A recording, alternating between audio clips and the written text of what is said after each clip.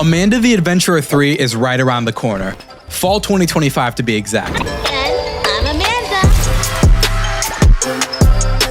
And with 2 full games and a demo's worth of lore, I figured it was a good time to revisit the story and refresh everyone's memories. Yes, there have been plenty of videos covering bits and pieces of the Amanda lore. Hell, I've made some myself, but never in one complete and easy to follow timeline that will fully explain the story of Amanda the Adventurer. These games have some of the most interesting and confusing lore that honestly rivals FNAF in its complexity, but do not worry, Daddy Marzilla is here. Please stop this madness. Now, I've been making theories on these games ever since the first one came out for over a year, and I would go as far as to say that I have like a PhD in the lore at this point. So to fully equip everyone for Amanda 3, this is the complete story so far. Every tape, every secret, every piece of lore, all of it in one video. Now, as we move through the timeline, some things I talk about are confirmed by the game itself and are considered canon, and other things are theories that I've built that are based on very, very strong evidence. But just to keep everything clear and separate, I'm gonna borrow a system that Game Theory used in one of their videos. I'm gonna put an indicator in the top left of the screen. Red means that it's proven fact based on the games, and blue means that I'm theorizing based on very strong evidence. Red equals fact, blue equals theory. Got it? Yes! All right, let's get into it. Let's get straight to it. On my mama, we lit.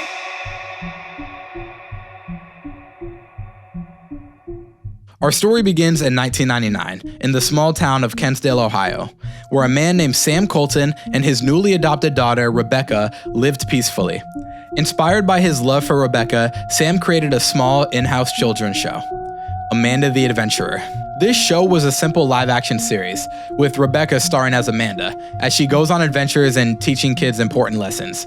Sam produced it himself in a local studio, and it aired on a local public access channel, which means that anyone in the nearby town could watch it on their TV if they just tuned to the right channel.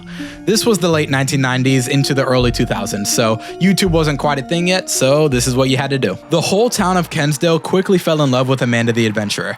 Parents praised its thoughtful messages, and kids couldn't get enough of Rebecca's charm on screen. A big reason the show spread so quickly was thanks to the local librarian, Kate Park, a close friend of Sam and Rebecca, who promoted it constantly during storytime at the Kensdale Public Library.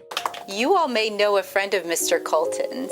You can watch her on her very own hometown hit show on Kensdale's public access channel. Do you know what show that is?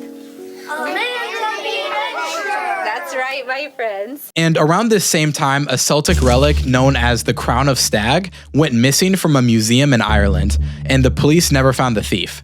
Now, I know this sounds completely unrelated to Amanda the Adventurer, but it will become important later, so keep it in mind. But back to Sam and Rebecca. They kept producing Amanda the Adventurer, and by late 2000, the show's local success had exploded. It was so beloved in Kensdale that it soon caught the attention of a company called Hameln Entertainment. They approached Sam during one of Kate's library story times and made him an offer that could change everything, an offer that could change his life. To turn Amanda the Adventurer into a fully produced cartoon that would air on a real network. I used to pray for times like this, the rhyme. This was huge, okay? The show had brought so much joy to kids around Kensdale, and it now had the opportunity to be syndicated nationally and seen by audiences across the country. They want to turn Amanda into a cartoon. I can't really talk about it yet, but it's exciting. So obviously Sam said yes, and this was a fantastic decision that led to absolutely zero consequences.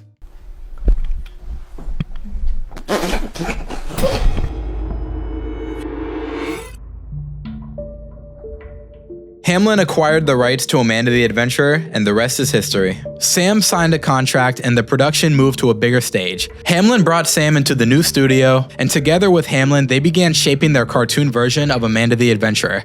To give Amanda someone to play off of, they introduced a new sidekick, a cartoon sheep named Wooly, who will become a very important part of this video, but not quite yet. Sam worked with Hameln and his daughter Rebecca to put the show together, and the first few episodes started rolling out on TV. But behind the scenes, some shady stuff was going on. The Hameln showrunners began slipping strange lines into Rebecca's scripts, forcing her to recite phrases tied to demonic summoning. Rebecca, that was great. Let's move on to the next one.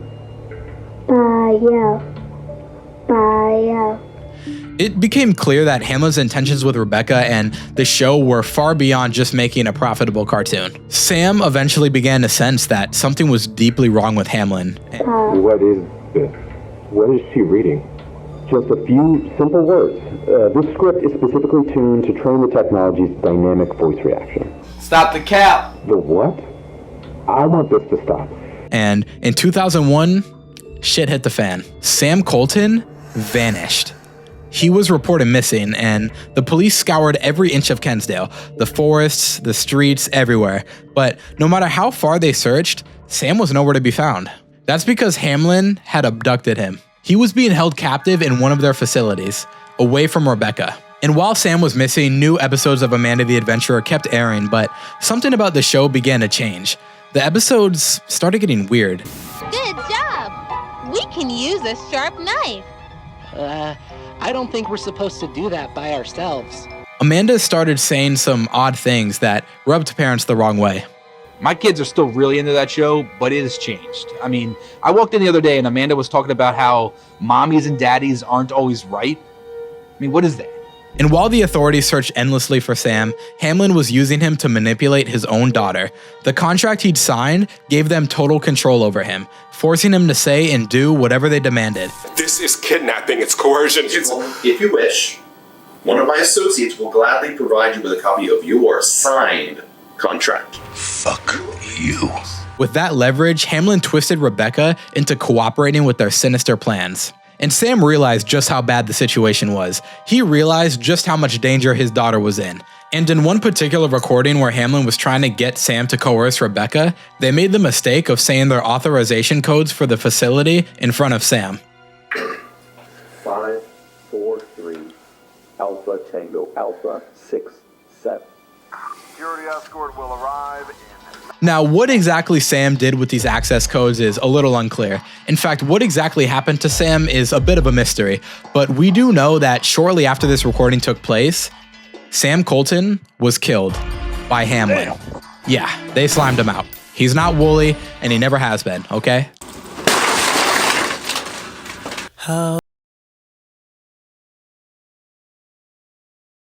But Hameln had a problem on their hands. Sam was a local hero. The whole town was combing everywhere to find him. So Hameln pulled off the impossible. They buried Sam's body and all of the evidence in the very cartoon that he helped create. Amanda and Wooly stumble upon his clothes buried in the woods in an episode called Let's Dig for Treasure. We'll talk about that episode more in depth later. And before you ask, no, I have no idea how they did it, but if they can transfer a soul into the show, I don't think a body is that far-fetched, okay? So now it's 2002, and Sam is out of the picture entirely, which means that Rebecca is open season. Hameln legally took custody of Rebecca, and it was time for them to finally put their plan in motion. First, they manipulate Rebecca into signing a new contract. She was just 5 years old, and she had no idea what she was signing. But the reality of it was, she just signed her life away. She was dragged into a dark room deep inside Hameln's facility where their experiments began, transforming her into a sentient cartoon character, Amanda the Adventurer. Rebecca was no longer just voicing Amanda. She was Amanda. And it didn't stop there. Rebecca wasn't just transformed into Amanda. She was bound to a demonic entity. Hameln pulled this off using the Crown of Stag, that stolen relic I mentioned earlier. Hameln were the ones that stole the crown. This relic has the ability to summon evil spirits, and they used it in a ritual to summon 3 demonic entities: Baal, Paimon, and Baalam. Why? Because Hameln never truly cared about making television. The show was just a lure. Their true goal was to use Rebecca as a vessel, bait, to draw children in so they could be hypnotized, abducted, and sacrificed to the entities. Damn. Hameln wasn't just a shady production company. They were a cult with roots tracing all the way back to the Middle Ages, to the town of Hameln, the same town from the story of the Pied Piper. The Pied Piper of Hameln is a centuries-old folktale about a mysterious piper who uses a magical flute to lure rats out of a town plagued by them.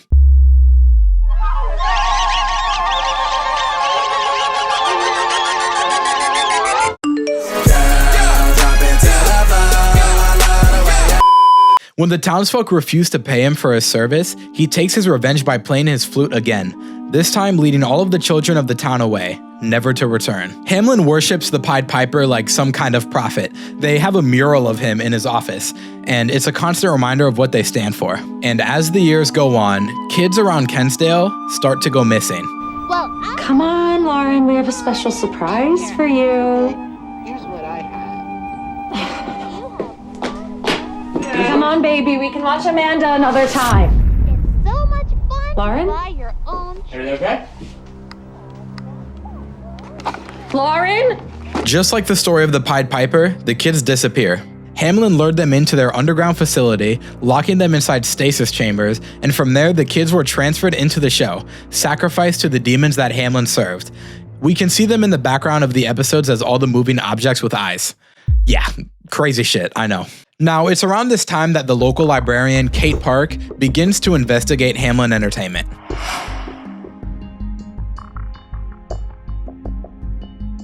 She forms a small team of allies, David, Caroline, and Peter, to investigate Hameln. Together they meet at a discreet location and start taking another serious look at everyone's favorite cartoon, Amanda the Adventurer. And they start noticing things. Troubling things. I caught a sigil on the swing set in the background of the Let's Play Pirates episode. References to Belial, to Mara, to Iblis. There have been over 40 mentions of these entities. It's alarming. They notice some sigils in the background that trace back to demonology, and they start to realize that something may be seriously off with the Amanda show. Now, after years and years of digging, Kate's team finally uncovered Hameln's biggest secret, the location of their underground base, containing all of the proof they could ever need.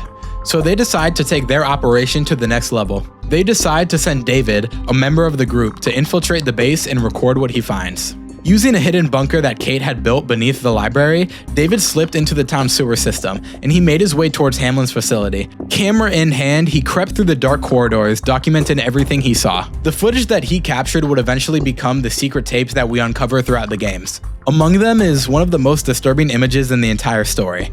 An older Rebecca, sedated, lying in what looks like a hospital bed, deep within Hameln's base. Now, David creeps around the facility on many different occasions, and eventually, Hameln starts to realize that someone is creeping around their facility, so they tighten up their security.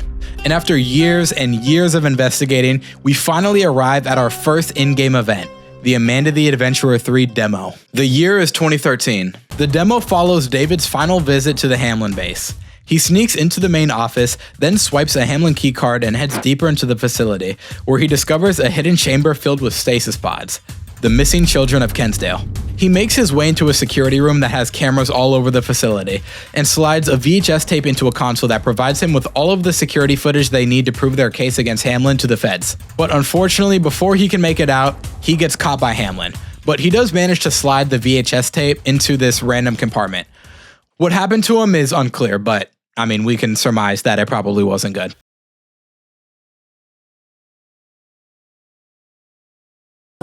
Following this event, Kate's team reevaluates their next move, and Caroline offers the idea of Kate infiltrating the base herself, but David is sternly against this idea since David literally just got slimed. Hey, we've been working on this for 14 years. Please. This is a terrible idea. We should be lying low, not diving in. I mean, are we going to talk about David, or are we just going to pretend he's not waiting around? If they're coming for me, they're coming for me. An argument ensued and Kate's team had a falling out. But by that point, it didn't matter. Hameln was on to them. One by one, Hameln hunts them all down. Everyone on Kate's team winds up dead, except for Kate herself. Now, Kate realized that she was being hunted by Hameln and her time was running out, so she made a desperate move. She wrote a letter to her niece, Riley, the character we play as in the Amanda the Adventurer games. In it, she urges Riley to watch the tapes. Kate entrusted her house to Riley and left the note there, so in the event of her death at the hands of Hameln, Riley could pick up where she left off. She feared the worst, that if she died, no one would ever uncover the truth about Amanda or save Rebecca. So she left the note and the tapes behind as her last contingency plan. But she wasn't dead yet. In fact, her final chapter was just beginning.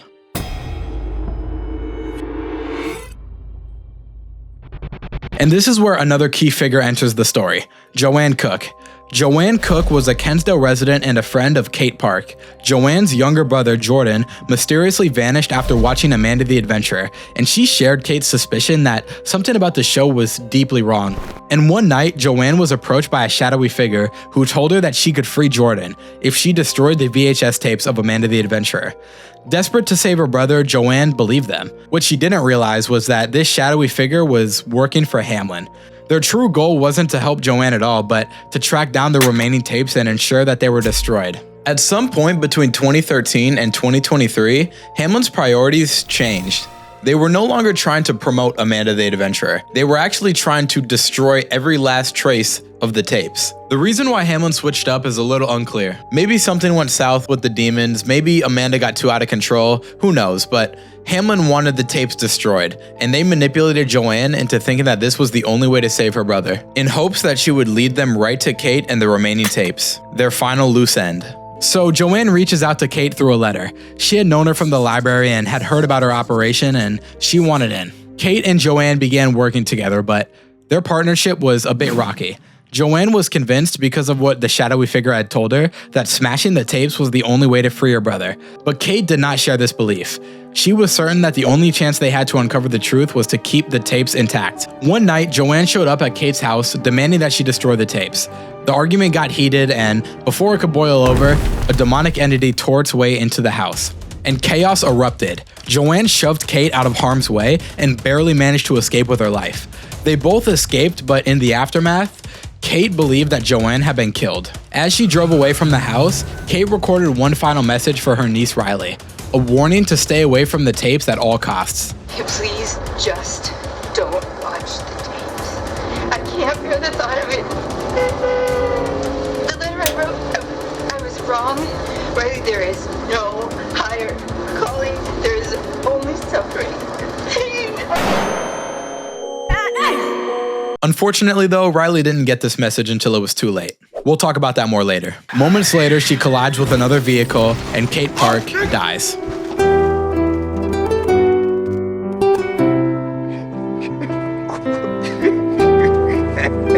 And that finally brings us to the events of Amanda the Adventurer 1. Yup, we are 17 minutes into this video and we haven't even gotten to the first game yet. When I told y'all this lore went stupid, I was not playing around. How long is this going to take?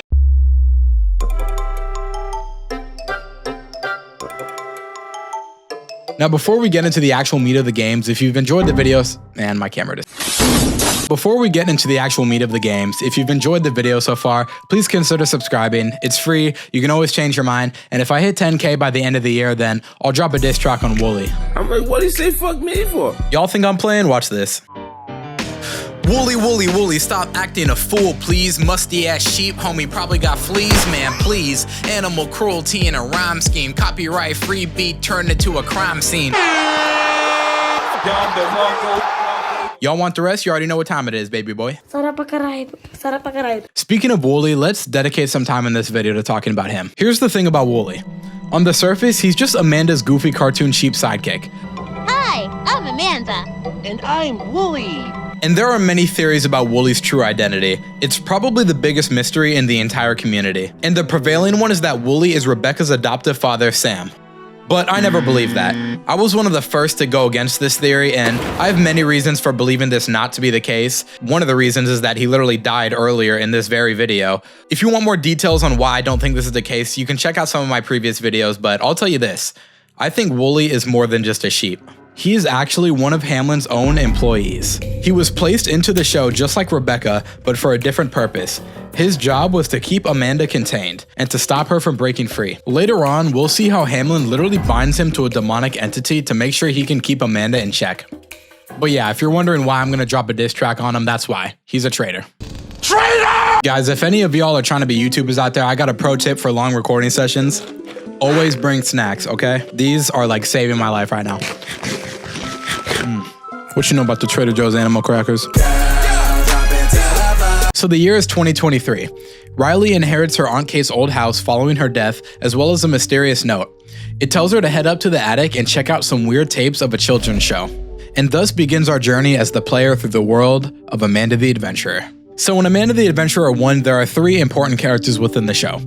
Amanda, aka Rebecca Colton, Wooly, her sheep traitorous sidekick, and a mysterious butcher character. We'll talk about him a little bit later. At first, it plays just like any Dora the Explorer ripoff.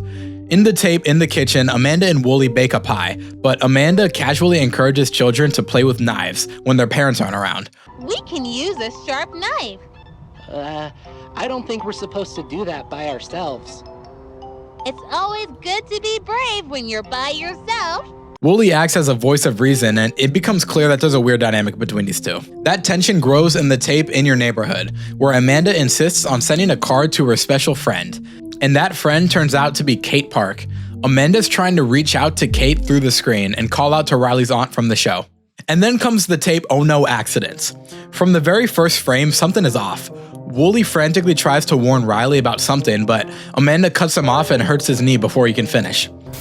Oh, it's you. Whatever you do, don't... Oh no! Wooly had an accident! Amanda drags him to the hospital, and the rest of the episode plays out as normal. But this episode is the first real sign that there's something going on between Amanda and Wooly. Wooly knows something, and Amanda won't let him say it. If I had to guess, I would say Wooly was going to tell Riley to burn the tapes, considering that Hameln also wants the tapes to be destroyed, but I don't know, man, this could have been anything. Now, in the credits of this episode, a mysterious name flashes on screen for a second. Larry Smith, the chief neurosurgical officer. This Larry Smith guy was the doctor that placed Rebecca and everyone else into the show. Don't forget him, he'll become important later. The next tape that Riley finds is one of the most important in the entire series. Everything Rots. Sometimes I feel myself rotting. Amanda suddenly says in this episode that she can feel herself rotting, which is her referencing the state of her real body, the one that's rotting away inside Hameln's facility. When she asks Riley if everything rots, she's literally trying to figure out if her body's rotting. And, I mean, yeah, spoiler alert, it is. The next tape, What's a Family, takes place on a farm, and Amanda starts falling apart. She hints at her messed up family history and then crashes out, having a mental breakdown. And then in the second to last tape in the game, Amanda slimes out Wooly. I'm sure you guys remember this tape, it's one of the craziest in the game. And now that Riley is left all alone with Amanda, Amanda reveals to Riley that she's still out there. Somewhere. I'm out there. Somewhere. And then the tape starts geeking, which forces Riley to throw a brick into the TV. Now, even to this day, I'm not 100% sure what to think of this moment, but again, if I had to guess, I think this is Amanda telling Riley to go find her, to go save her. Following this event, Riley is approached by a hooded figure, and this hooded figure is Joanne. And that's where Amanda the Adventurer 1 ends. Well, that's the canon ending, at least. This is actually one of 3 endings. In another ending, Riley is attacked and killed by the Amanda entity. In another, Riley is pulled directly into the show and transformed into a hanging piece of meat while the butcher stands in front of her. And this is probably a good time to stop and talk about the butcher because he's not just some random creepy background character. He's important. The butcher was placed in the show for a very specific reason. He's the middleman between Hameln and the demons. His role is to take fresh souls that enter the show, chop them up, and prepare them as offerings. And the butcher isn't just some random guy. He's actually Larry Smith, the same neurosurgical officer whose name flashes in the credits. The same doctor who put Amanda and Wooly into the show in the first place, which is why they're so scared of him. The butcher is Hameln's inside man. So yeah, I told you he'd become important later. But while the butcher does explain the meat ending, that's not the canon ending. The canon ending is Riley meeting Joanne Cook. And with that, we move on to the next chapter of the story, Amanda the Adventurer 2. Joanne and Riley hop into a car and make their way to the Kensdale Public Library. But while they're gone, Hameln makes their move. They track down Kate's house and set it on fire, convinced that the tapes are inside. The whole place goes up in flames. Joanne and Riley are lucky that they left when they did. Meanwhile, Joanne leads Riley into the library. Her plan is to gather up every last Amanda tape and destroy them. She believes that smashing the tapes is the only way to free her brother. She still believes in what that mysterious figure told her those years ago. And this is where Amanda the Adventurer 2 picks up. Speaking of which, Amanda the Adventurer 2 introduces a new character to the Amanda gang, a troublemaking possum. The opossum is meant to be like the swiper equivalent of Amanda the Adventurer. And this opossum is actually Joanne's missing little brother, Jordan. We know this because he consistently acts like a kid, disrupting the Amanda show with his antics, which lines up with this sticky note from the first game that claims Jordan had behavioral problems in school. And in the final tape of Amanda 2, which we will discuss shortly, he jumps onto the screen and attempts to call out to Joanne when she hears her voice over Riley's walkie-talkie. Come check on you.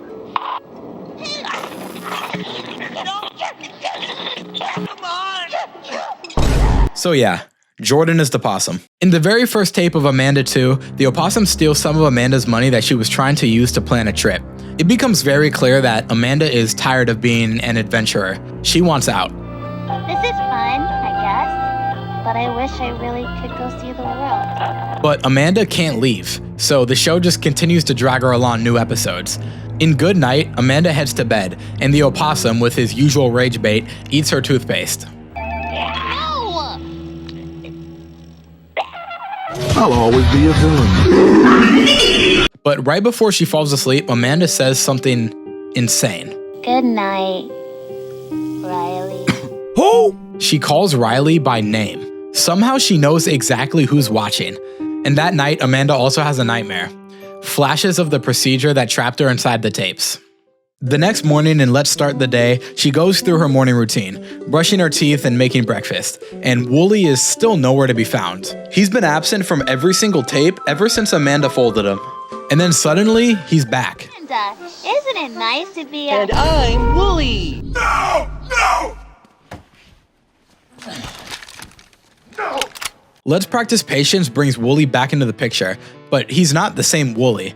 While he was gone, Hameln bound him to a demonic entity, just like Amanda, so he could more effectively contain her. And this new Wooly entity begins hunting Joanne and Riley in the library. Which means that there are now 2 demonic entities roaming around Kensdale.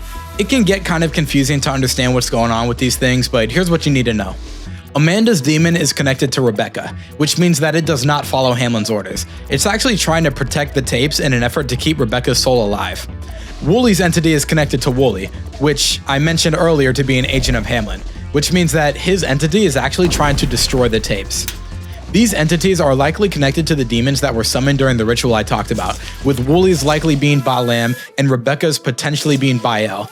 And some have theorized the Meat Man to be connected to a demon also, which would make him Paimon by process of elimination, but there isn't any evidence to suggest that technically speaking. But the single most important tape in Amanda the Adventurer 2 is Let's Hunt for Treasure. It follows Amanda and Wooly searching through a dark forest, uncovering mysterious items like a teddy bear and Sam Colton's clothes, which I mentioned earlier. But this forest is more than what it seems. This is Hameln's burial ground, the place where they hide all the evidence of what they've done. This teddy bear belonged to one of the missing kids that Hameln abducted, and they likely buried Sam out here somewhere as well. And then there's the tape We Can Fix It. I don't even know how to describe this one, it's just cursed.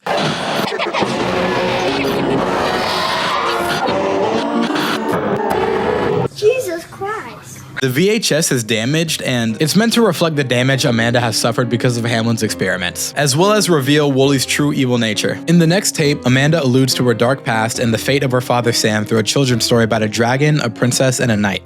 And finally, the last tape of the game has Amanda and Wooly roaming around a dark neighborhood. This whole tape is meant to warn Riley, meant to warn her that she's not safe and that the entity is coming for her.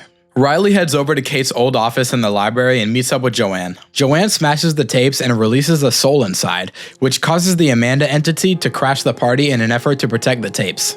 Riley then discovers Aunt Kate's secret passageway that leads to the city's sewer system, and she heads down. But that's not the true ending. In the true ending, Riley opens up a secret compartment in Kate's desk, which contains the final message she sent to Riley before she collided with another car and died. And after hearing this recording, Joanne finally... Oh my god, voice crack. Jeez. Finally. And after hearing this recording, Joanne finally realizes that the man who approached her years ago was from Hameln, and she was being manipulated this whole time. She admits that the only reason she brought Riley to the library was to destroy the tapes and free her brother. But now, after everything, she wants the same thing that Kate wanted, to take Hameln down. Unfortunately though, Joanne never gets that chance because right as she finishes her confession, the demonic Wooly entity smashes through the ceiling and mutilates her.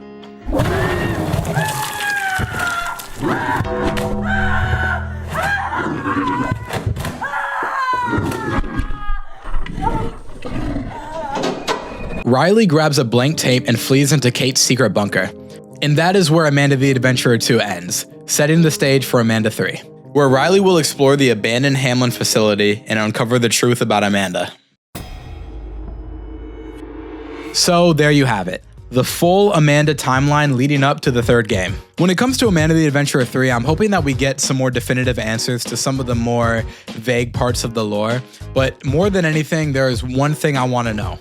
Who is Wooly? You ain't got the answers, man. I mean, I'm pretty confident that Wooly is a member of the Hameln cult, but his exact identity still remains a mystery. Honestly, I'm not even 1000% confident that Wooly from the first game and Wooly from the second game are the same Wooly. I mean, he just disappeared for like 3 tapes. What the hell happened? Now, of course, I have my guess as to who Wooly is, the containment specialist, Danny McQuiggan. If you want more context on that, check out my Who is Wooly video. It's a year old and I made it before Amanda 2, but surprisingly, that video still holds up very well. In fact, if you want any more in-depth analysis of the Amanda lore, check out my other theory videos. This one was pretty thorough, but I go more in depth on specific aspects of the lore in my other videos, such as the origin of the Meat Man, the true fate of Sam and Rebecca, Wooly's demonic possession, etc, etc. I still stand by 80 to 90% of the claims I make in those videos, so I'll link a playlist so you guys can check those out. But with all that being said, you should have everything you need to know before Amanda the Adventurer 3, which means that my job here is done. Like, sub, all that noise, and this is Marzilla, signing out.